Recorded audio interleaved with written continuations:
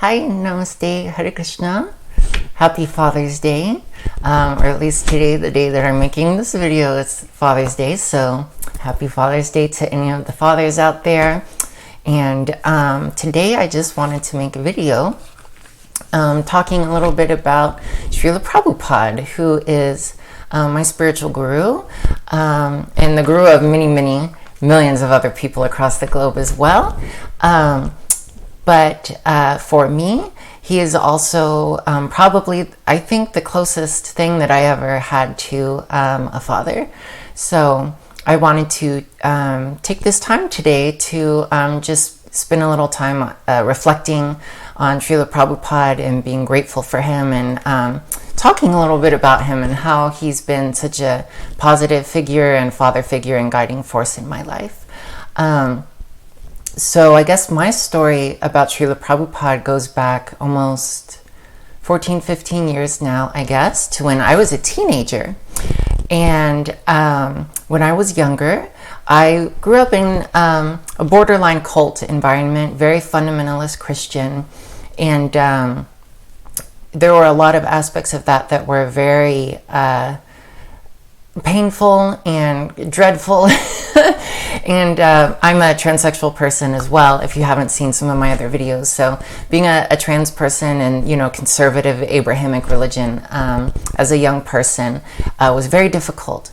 So I was in fundamentalist Christian schools, and my family moved to Ecuador to do some missionary work. And I was, at the time, I was going to a missionary school. It was run by some American missionaries that had come that were Assemblies of God, and they started this missionary school. And that's where I was going to school. And by this time, I was really, really fed up with a lot of fundamentalist evangelical kind of Christianity, and it just wasn't for me. And I was...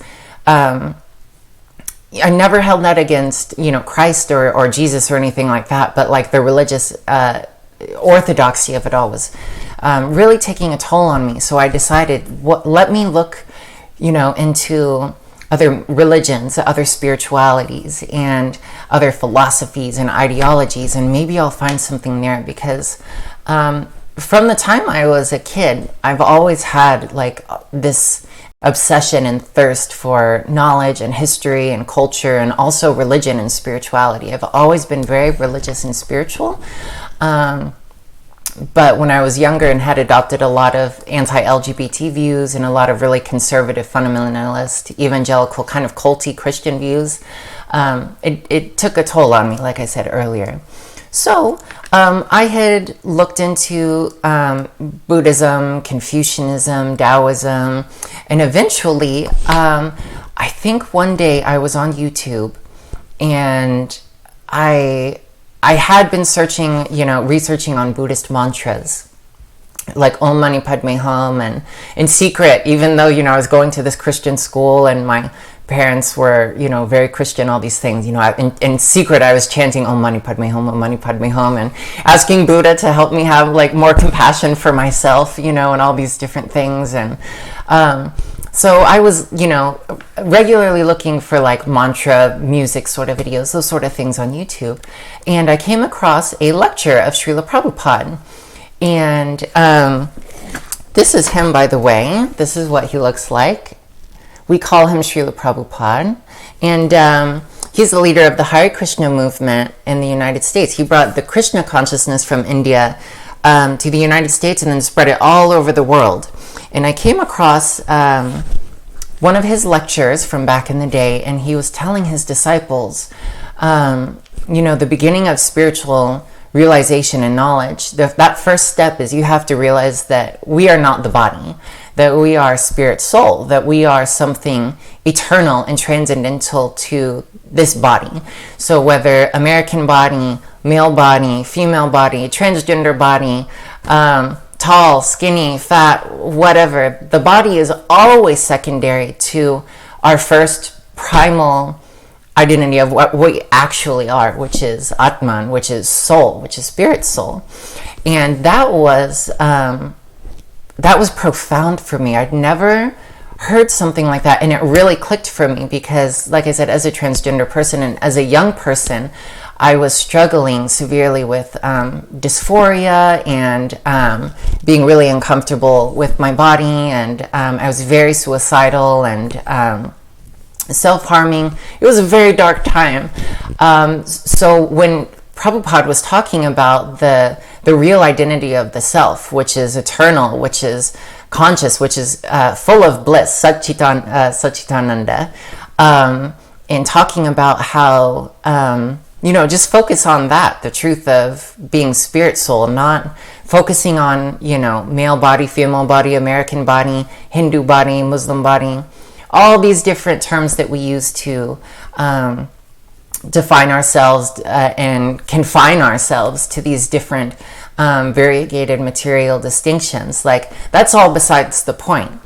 So those teachings just really hooked me, and from there I just couldn't stop watching his lectures and on YouTube, and listening finally to kirtans, and eventually I found out about Bhagavad Gita, which you guys may have heard of before. Some people say it's like the Bible of Hinduism, but it's basically a very important, like the cream of the cream, you could say, of the Krishna conscious philosophy.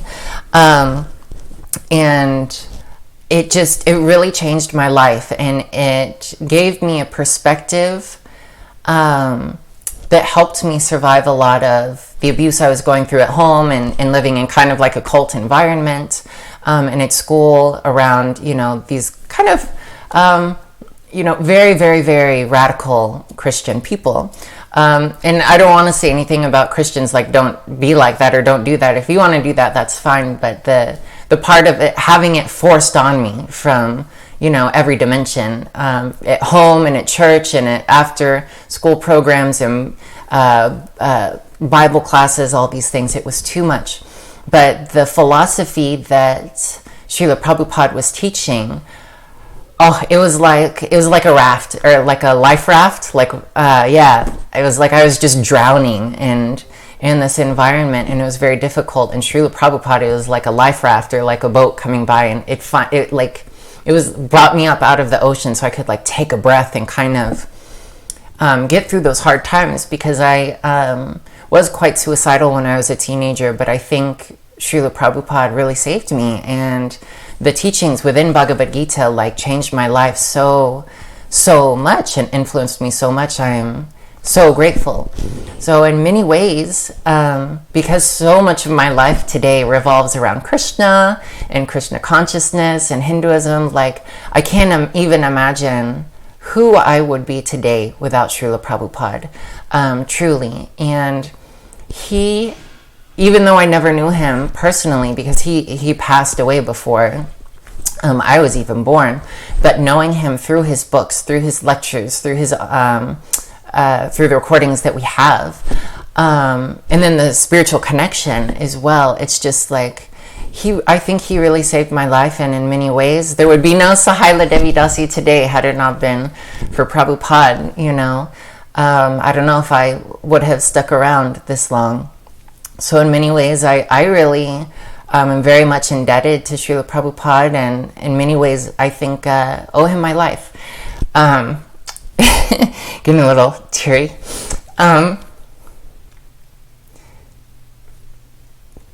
But I am eternally grateful to him and his teachings. And, sorry. And I just wanted to touch on, growing up, I did have a biological father and all of that. But while he was present physically and he was a great provider, I was never in want of anything physically or on the material realm. Materialistically, we were very well off. Emotionally, spiritually, mentally. There was a lot of abuse at home, and I never really had any sort of connection with my biological father.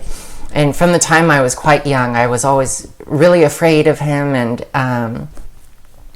there was just never a real connection there. And then of course, being trans and with my dad being super Christian, that didn't work. But the real thing that that cut it off for me was, he couldn't accept Krishna and was very insulting towards Krishna and towards Hinduism. And I was like, oh, well, I can't put up with this anymore. So it's been, 10, 11 years maybe since I've had any connection with my dad or anything like that. I think we've kind of like disowned each other at this point, I guess. So it's been hard in some ways, but I feel like even though I never had that connection with him, I feel like whatever void or whatever hole that left or whatever you want to say, that need for guidance and positive masculine role models and like kind of like father figures, I really feel like Srila Prabhupada filled all of those for me, and he guided me more, or he has and continues. I think so. I'm convinced that he has guided me and continues to guide me, and I just can't and in ways that I can't even explain, and in other ways through, like I said, through his books, through the recordings and lectures that we have. For me personally, like I don't expect everyone to feel the same way about Srila Prabhupada, or to chant Hare Krishna, or to be convinced by all of these things. But for me, it really changed my life and gave me a reason to live. And much more than that, it's given me what Srila Prabhupada's given me, and through that, giving me Krishna. If you don't know about Krishna, Krishna's, like this concept of God. Krishna means the all-attractive one. And in giving me Krishna, in this concept of Krishna, he really healed my soul, or healed so many aspects of me on a holistic level, because I grew up with such a horrific, nightmarish, like despicable idea of what God was, from this very culty Christian view of, this bloodthirsty, monstrous, murderous, judgmental God that's, throwing everyone into eternal damnation, to be tortured for all time. It was such a nightmarish sort of environment growing up like that as a kid, and I believed so much of it, and then thinking that there was no way, that there was no hope for me as a trans person.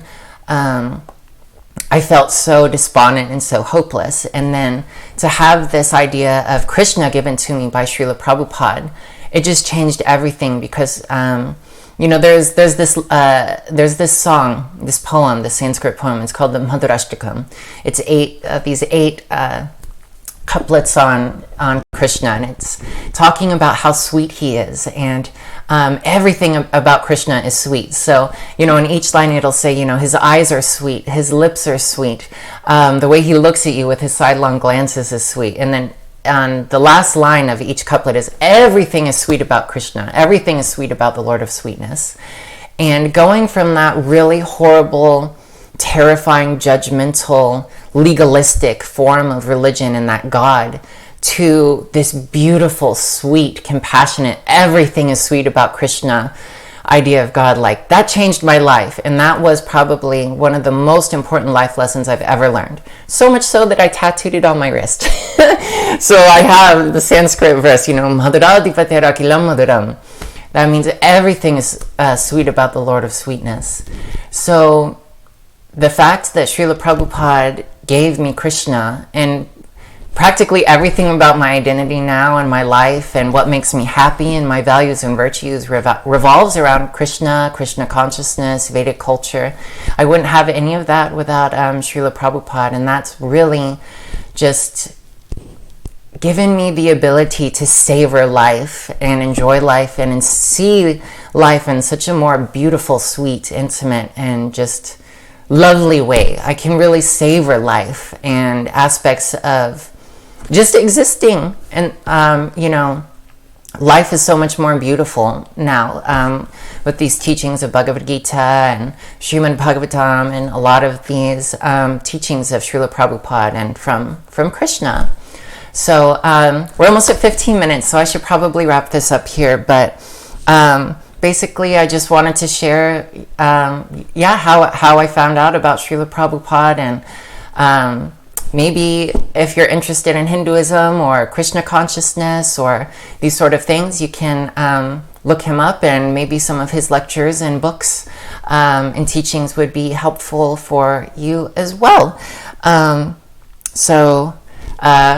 Again, thank you, Srila Prabhupada. All of my respects, obeisances, and glories to Srila Prabhupada, and thanks for him being such a great father figure. And I know it's not only me, for so many millions of other people. He's been a father, he's been like a grandfather, and he's like a spiritual father figure to so many people. I just wanted to make a video to express my undying gratitude. So, Hare Krishna.